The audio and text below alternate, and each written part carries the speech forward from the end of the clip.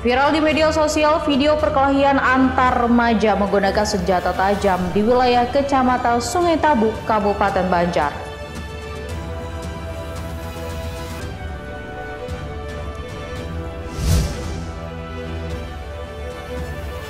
BNNP Kalsel memusnahkan narkotika jenis sabu dengan berat ratusan gram serta puluhan butir pil ekstasi hasil penangkapan selama 2 bulan.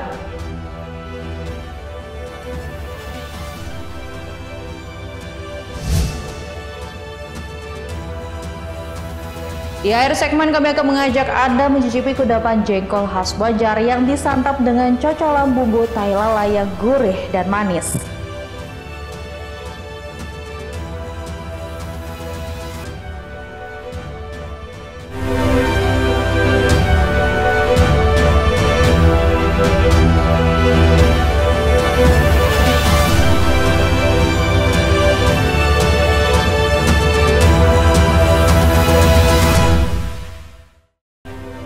Selamat malam pemirsa Banua, berjumpa lagi dalam iNews Kalsel, program berita dan informasi iNews Banjarmasin. Ketiga laporan tadi dan sejumlah berita penting lainnya telah kami siapkan untuk Anda dalam iNews Kalsel hari ini, Rabu 25 September 2024. Bersama saya Dini Hajara dan inilah iNews Kalsel seutuhnya.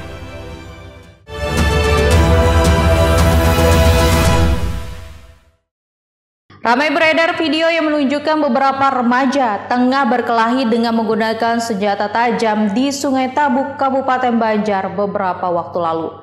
Perkelahian ini bermula dari interaksi di media sosial, di mana korban dan pelaku saling tantang melalui media Instagram. Akibat perkelahian ini, satu orang luka sobek di bagian tubuhnya.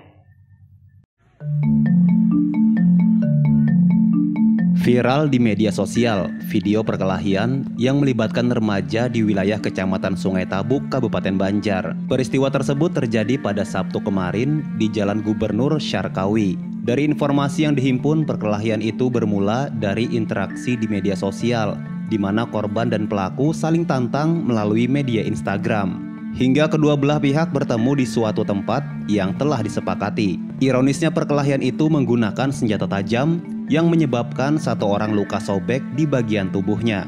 Kapolsek Sungai Tabuk Ibtu Sumari mengatakan, untuk kejadian ini pihaknya sudah melakukan pemanggilan semua yang diduga terlibat, dan saat ini kasus tersebut sudah dilimpahkan ke Polres Banjar. Jadi bukan kenakalan remaja, dia kumpulan ada kelompok remaja kemudian kejadian ketemu dan mereka sebenarnya ada yang kenal satu sama lain. Itulah untuk fakta yang ada terjadi. Untuk korban kemarin itu ada dua pasang, jadi kalau bahasa itunya dua gladiator ada itu dalam bukinya. Kemudian dua pasang itu yang kemudian ketemu kejadian di suatu tempat di TKP dan akhirnya terjadi untuk korban satu orang luka. Satu orang sudah ditetapkan sebagai pelaku dan dijerat pasal tentang perlindungan anak dan pasal tentang penganiayaan. Dari Kabupaten Banjar, Sairi iNews melaporkan. Badan Narkotika Nasional Provinsi BNNP Kalimantan Selatan memusnahkan narkotika jenis sabu dengan berat ratusan gram dan puluhan butir pil ekstasi Selasa siang. Barang bukti narkotika yang dimusnahkan ini merupakan hasil penindakan dari bulan Agustus hingga September 2024. Sebanyak 221,51 gram narkotika jenis sabu serta 41 butir pil ekstasi dimusnahkan Badan Narkotika Nasional Provinsi BNNP Kalsel Selasa siang. Giat dipimpin Kepala Bidang Pemberantasan dan Intelijen Badan Narkotika Nasional Provinsi BNNP Kalsel, Kombes Pol Andri Koko Prabowo, didampingi perwakilan Ditres Narkoba Polda Kalsel serta Kejari Banjarmasin. Semua barang bukti ini dimusnahkan dengan cara di blender yang dicampur dengan air deterjen. Kombes Pol Andri Koko Prabowo mengatakan, barang haram tersebut hasil ungkapan periode Agustus hingga September 2024 dari berbagai lokasi di Kalsel. Ekstasi yang logo channel dan juga ekstasi yang logo kaki anjing yang warna merah tadi, warna merah. Nah, semua juga sudah dimusnahkan dari beberapa TKP di wilayah Kalimantan Selatan. Ini giat dari periode kapan sampai kapan? Ini dari mulai Agustus sampai dengan September. Terakhir minggu yang lalu, hari Jumat minggu yang lalu. Selain barang bukti, BNNP Kalsel juga menghadirkan para tersangka yang terdiri dari 7 orang pria dan 1 perempuan. Dari Banjarmasin, M. Ahyar, iNews melaporkan. Pemirsa, pegawai di Dinas Sosial Kabupaten Banjar gelar aksi menolak Dian Marlina untuk kembali menjabat sebagai kepala dinas mereka. Aksi penolakan ini dilakukan para pegawai dengan memasang spanduk dan menyegel pintu masuk kantor Dinas Sosial.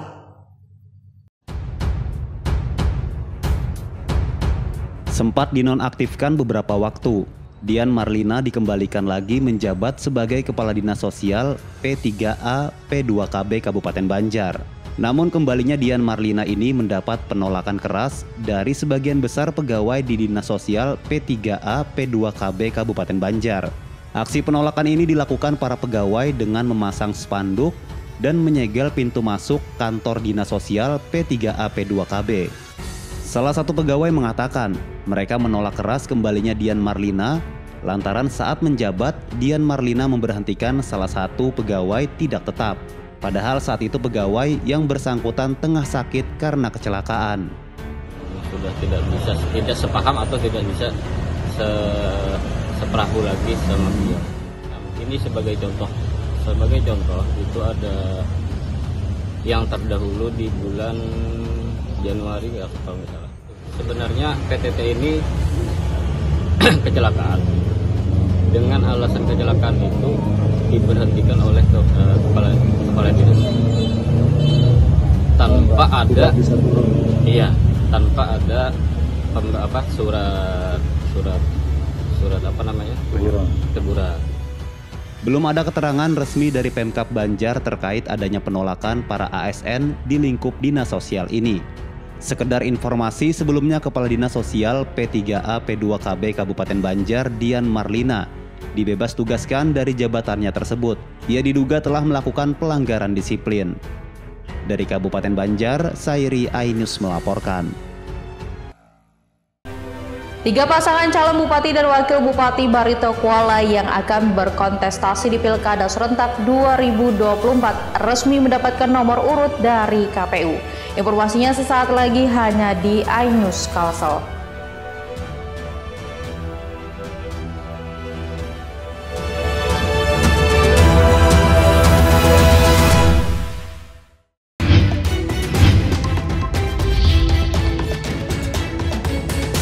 Kawal Pilkada 2024, Senin sampai Jumat pukul 12:30 siang, live di iNews.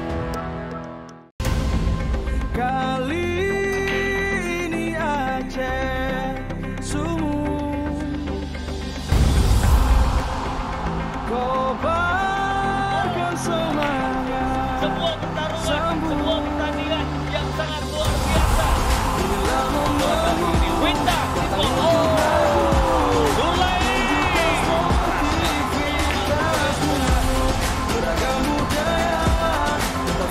luar biasa serangan. Bersatu kita juara.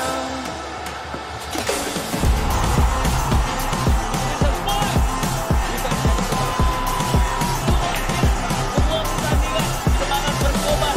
Boom, datang quick.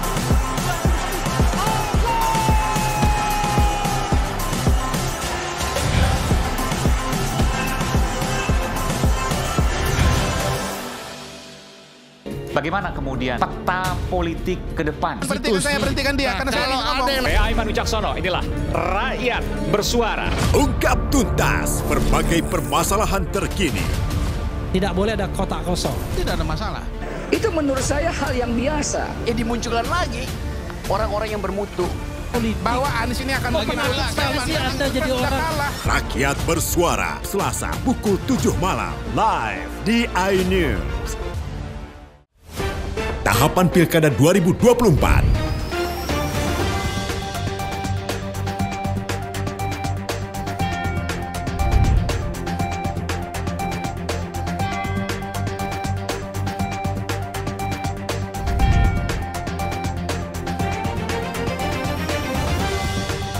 Ikuti informasi terkini seputar Pilkada di semua program berita iNews.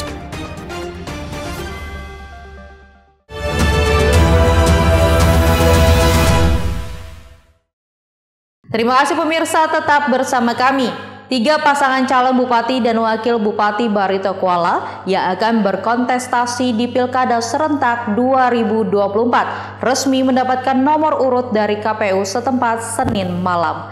Dalam pengundian, pasangan Bahrul Herman mendapatkan nomor urut 1. Kemudian paslon Rahmadian Sumarji mendapat nomor urut 2 dan Mujiat Fahrin mendapat nomor urut 3. Komisi Pemilihan Umum Kabupaten Barito Kuala melaksanakan pengundian nomor urut sekaligus penetapan 3 pasangan calon dalam pemilihan kepala daerah Barito Kuala tahun 2024 di halaman kantor KPU Barito Kuala Senin malam. Acara dihadiri oleh partai pendukung dan pengusung masing-masing pasangan calon, serta jajaran Forum Koordinasi Pimpinan Daerah. Meskipun dipenuhi sorak-sorai pendukung, situasi tetap kondusif berkat pengamanan ketat dari aparat TNI dan Polri yang berjaga. Proses pengundian dilakukan dalam 2 tahap. Pertama, pengambilan nomor antrean berdasarkan urut kedatangan saat pendaftaran. Tahap kedua, pasangan calon bupati mengambil nomor urut mereka. Hasilnya pasangan Bahrul Ilmi Herman Susilo mendapatkan nomor urut 1. Kemudian paslon Rahmadianor Sumarji mendapat nomor urut 2 dan Mujiat Fahrin Nizar mendapat nomor urut 3. Selanjutnya KPU akan memasuki masa kampanye mulai tanggal 25 Oktober hingga 23 November 2024 yang akan dilengkapi dengan 2 kali debat publik. Jelas ya berdasarkan PKPU 2 itu tahun 2024 kita akan melaksanakan masa kampanye pada tanggal 25 ya, 25 sampai dengan tanggal 23 ya, 23 November 2024 itu. Nah di dalam tahapan ini juga nantinya, di dalam tahapan kampanye ini juga nantinya kita insya Allah akan mengadakan debat publik ya, yang insya Allah nanti akan kita laksanakan 2 kali debat. KPU juga telah menetapkan jumlah daftar pemilih tetap sebanyak 23.000 lebih jiwa, termasuk pemilih pemula dan pemilih khusus. Dengan berbagai tahapan yang telah dilalui, KPU Barito Kuala terus berupaya agar Pilkada 2024 berjalan lancar dan demokratis. Dari Barito Kuala, Muhammad Tamyiz, iNews melaporkan. Gubernur Kalsel Sahbirinor mengukuhkan 4 penjabat sementara PJS, yakni Bupati Balangan, Banjar, Hulu Sungai Tengah, dan Wali Kota Banjarbaru. Gubernur meminta kepada 4 PJS yang baru dikukuhkan untuk melaksanakan amanah dan tanggung jawabnya sebaik mungkin. 4 penjabat sementara dikukuhkan Gubernur Kalsel Sahbirinor di Gedung Idham Khalid, Banjarbaru, Selasa siang.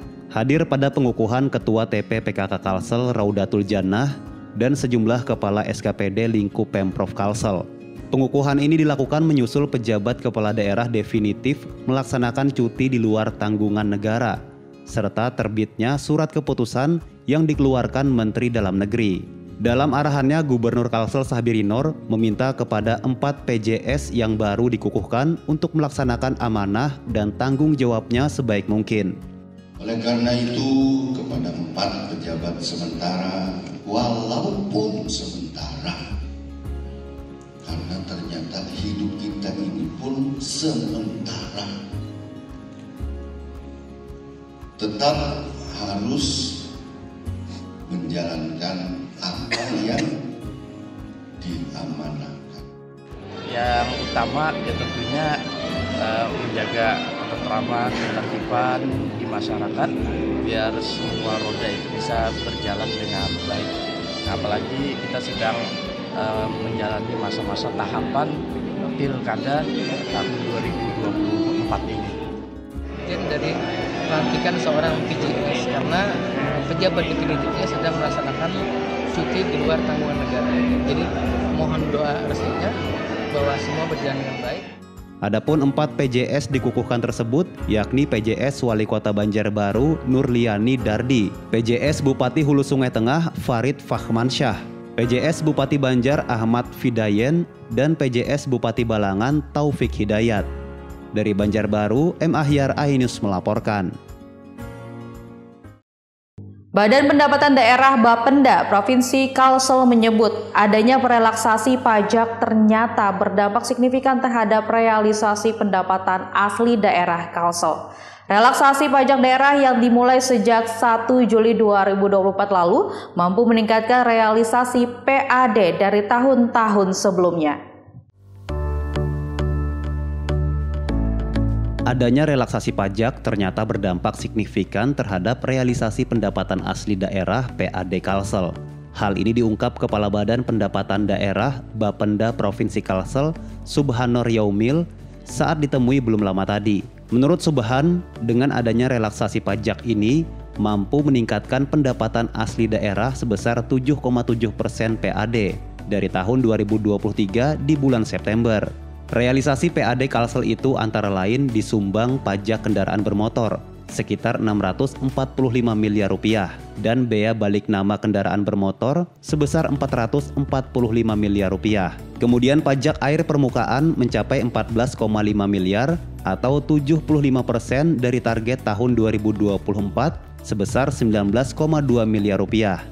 Selanjutnya pajak bahan bakar minyak mencapai 1,5 triliun dari target tahun 2024 sebesar 1,8 triliun dan pajak rokok 179 miliar rupiah. Demikian. Optimis, Optimis tercapai. Sampai dengan akhir Desember 2024 target pajak daerah yang kita kelola semua item pajak kami optimis 100%. Upaya yang dilakukan kami terus melakukan optimalisasi penerimaan dari sektor pajak yang kami kelola. Diketahui realisasi PAD Kalsel hingga September 2024 yang mencapai 77,7% tersebut melebihi realisasi pada periode yang sama di tahun-tahun lalu yang berada di bawah 70%. Dari Banjarbaru, M. Ahyar, iNews melaporkan. Ya, pemirsa, sebanyak 308 orang yang tergabung dalam kontingen NPCI Kalimantan Selatan disuntik vitamin jelang keberangkatan ke Pekan Paralimpik Nasional Peparnas ke-17 di Solo, Jawa Tengah. Hal itu dilakukan untuk menjaga stamina dan kesehatan jelang bertanding.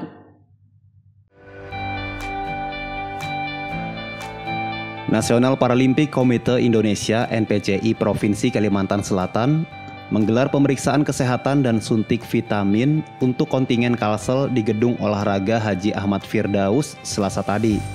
Pemeriksaan kesehatan sekaligus suntik vitamin sebagai antisipasi untuk menjaga daya tahan tubuh atlet, pelatih, serta ofisial jelang keberangkatan menuju Pekan Olahraga Paralimpik Nasional Peparnas ke-17 Oktober mendatang di Solo, Jawa Tengah. Mengingat kondisi cuaca ekstrim yang melanda Kalsel beberapa pekan terakhir sangat rentan terhadap sebaran penyakit. Ditambah lagi intensitas latihan atlet juga sangat tinggi. Untuk yang suntik vitamin yang diberikan ini lebih ke arah vitamin B kompleks, tapi yang dalam bentuk injeksi. Jadi fungsinya itu untuk ke arah stamina-nya atau endurance-nya, daya tahan tubuhnya. Nah, pemberian suntik vitamin ini kan sudah gelombang kedua, tapi gelombang pertama sudah ada. Yang pertama sudah ada juga, itu semua atlet juga sama. Iya benar, semua kontingen ada sekitar 308 itu semua disuntik vitamin supaya nanti kesehatannya terjaga, dan juga karena di lapangan sangat keadaan sekarang mungkin jalan keadaan panas, jadi supaya fit tenaganya, jadi semua kontingen yang dari pendamping dan pelatihan ofisial itu kami adakan suntik vitamin. Kalimantan Selatan mengirim 206 atlet bertarung di ajang multi-event olahraga tingkat nasional khusus disabilitas.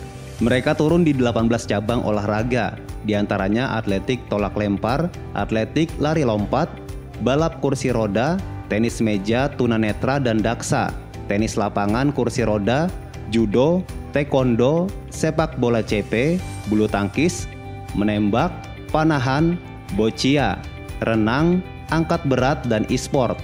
Target prestasi yang diusung atlet disabilitas Kalsel mempertahankan posisi peringkat 4 nasional. Dari Banjarbaru, Suhardian, iNews melaporkan. Setelah ini kami akan mengajak Anda mencicipi kudapan jengkol khas Banjar yang disantap dengan cocolan bumbu tai lala yang gurih dan manis. Informasi selengkapnya sesaat lagi hanya di iNews Kalsel.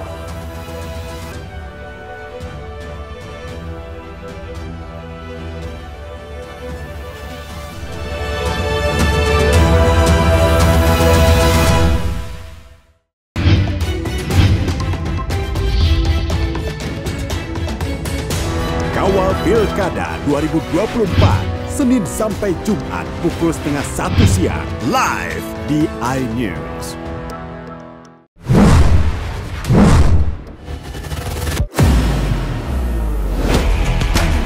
It's beautifully done. Foyer, so he has. Oh, super goal towards the goal. Another Kane. 3 times already in his young career, and he does just like that. Oh, doesn't he do that? Come up with the big moments. Bundesliga live, iNews Premium Sports. Inilah Interupsi.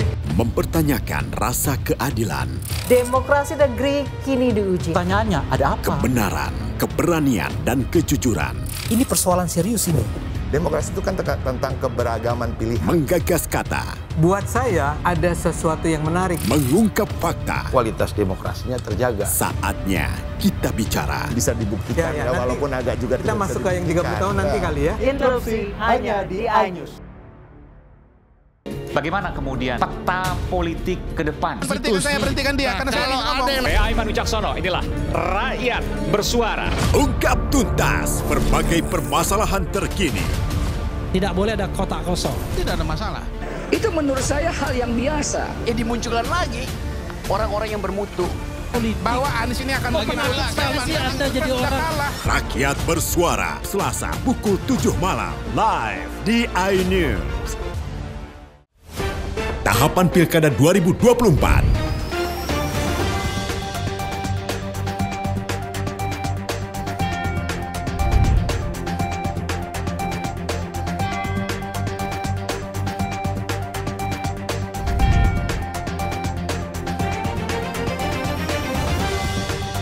Ikuti informasi terkini seputar Pilkada di semua program berita iNews. Saya Abraham Silaban, Anda menyaksikan The Prime Show. Investigasi eksklusif. Omnibus Law Undang-Undang Cipta Kerja mengakibatkan PHK di mana-mana. Mengupas isu-isu terhangat. Ini apa? Hakim MK? Silakan diselesaikan, Mas Saya Pipin. kasih kesempatan ke Fritsen, Kak. Semua tanya akan dijawab dengan tuntas dan berkelas. Ada kejanggalan bagi saya dari pihak-pihak wasit yang tidak menguntungkan buat kita. The Prime Show. Setiap Rabu pukul 8 malam. The Great Prime Time. Upaya saya untuk melacak TKP. Jadi Setiawan. Kelihatan itu. Tiga tidak Kematian adalah kesaksian dan yang pertama dan eksklusif mengalami kekerasan. 70 kilo itu besar. Meluruskan apa yang kusut. Ada persoalan hukum. Bersama saya, Abraham Silaban. AB Plus, setiap Senin pukul 8 malam. Apakah hasilnya nanti akan berbeda? Tidak mungkin ini. Liga tidak mengetahui sama sekali kejadian itu. Runding di sini kan untuk mencari solusi. Saya Aiman Wicaksono, inilah Rakyat Bersuara, Selasa pukul 7 malam. 25 orang kobaran api dan 4 orang ikan api. Setelah terjadi bisa tertangkap. Satu dari sekian, pokoknya ada orang tepas rem dan kaki menjadi saksi kunci. Juga mendengar bahwa The Prime Show, Rabu pukul 8 malam. mengatakan nasib Peggy carut marut ini masalah. Dengarkan dulu. Apakah yang Saya meluruskan apa kita bisa interupsi? Saya Anisha Dasud. Dan saya Aryo Ardi. Interupsi Kamis pukul 8 malam. Only on iNews.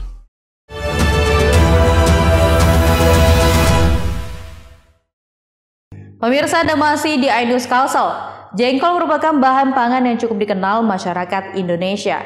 Namun kudapan ini diolah dan disajikan berbeda-beda di setiap daerah. Bagi orang Banjar, jengkol atau biasa disebut jaring ini disantap dengan cocolan bumbu tai lala yang rasanya gurih dan manis.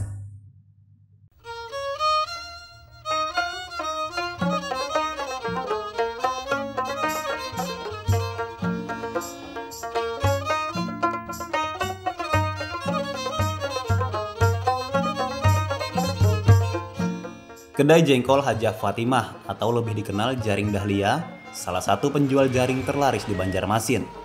Jaring atau kudapan jengkol di kedai ini punya tekstur yang lembut. Ditambah cocolan tahi lala dengan rasa manis dan gurih, menjadikan jaring yang dijual di kedai ini berbeda dengan penjual lainnya. Untuk mendapatkan tekstur yang lembut, jengkol di kedai ini lebih dulu direndam sehari semalam dalam drum berisi air. Selain menjadikannya lembut, perendaman cukup lama itu untuk mengurangi bau jengkol yang bagi sebagian orang dirasa kurang sedap.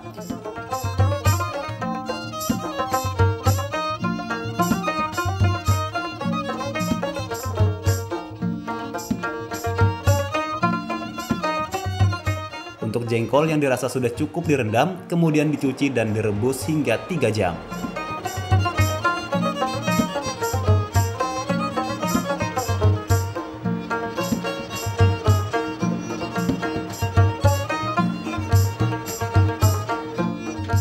Setelah itu jengkol yang sudah masak ditumbuk atau dipukul dengan palu kayu. Namun menumbuknya hanya sekali, hingga jengkolnya sedikit retak. Caranya ini juga agar jengkol tersebut lebih renyah dan lembut.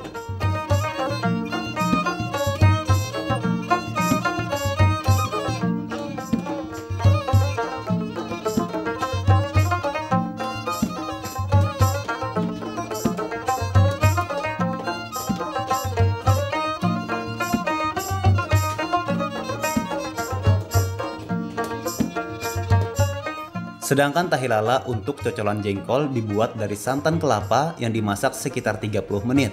Tahi lala di kedai ini berwarna putih bersih, rasanya gurih dan manis. Berbeda dengan penjual lainnya yang tahi lalanya berwarna kecoklatan. Bagi pembeli yang ingin menambahkan rasa pedas, kedai ini menyediakan merica yang bisa dicampur ke tahi lala untuk cocolan jengkol saat disantap. Setiap hari kedai jengkol yang buka sejak pagi ini tidak pernah sepi pembeli. Selain warga Banjarmasin, tidak sedikit pula pembeli dari luar daerah.